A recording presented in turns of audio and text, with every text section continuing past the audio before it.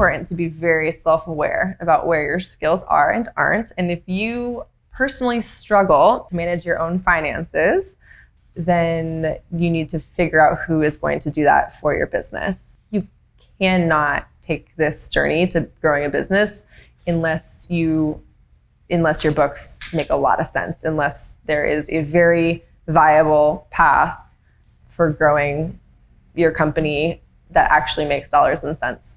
Maybe you don't need an accountant, but you need somebody who is keeping a close eye on your books. We actually outsource work with a big accounting firm, but we have a 3-person finance team who knows every single dollar and cent that leaves this business.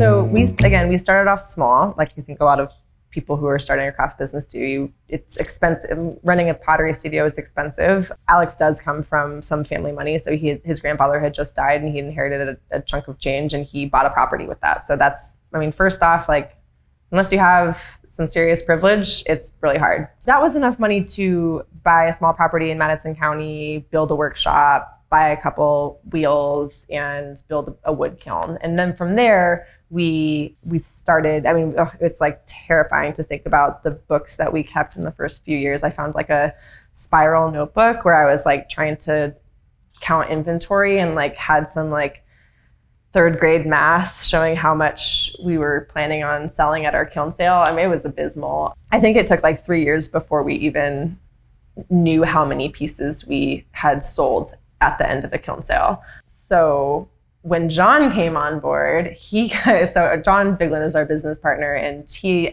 now like met each other through the pottery world. Luckily, his parents were CFOs or like accountants. Sorry, not CFOs. They were accountants. And he had a basic understanding of how money worked, which was very useful for us. So when he came on, his mom came out to our kiln sale and she ran the register, and then afterwards was like reconciling our books. And we just saw her chasing down like pennies afterwards, like find out exactly where all the money went. And we're like, oh, we need to take this seriously. Like, let's start considering how we're gonna plan. So we got really tight with our cost of goods really early on. I think that's something that a lot of people going into trying to scale a craft business really struggle with, is trying to figure out how much it actually costs to make your product, and much less how much it's going to cost to sell your product. And so we spent a lot of time really figuring out, between a mug and a vase, what is the cost of goods sold, and making a metrics for keeping up with that, to start noticing if it was starting to get too expensive to sell that product, if we needed to adjust prices. That started happening way before we had a website or started to really actively scale, thanks to John.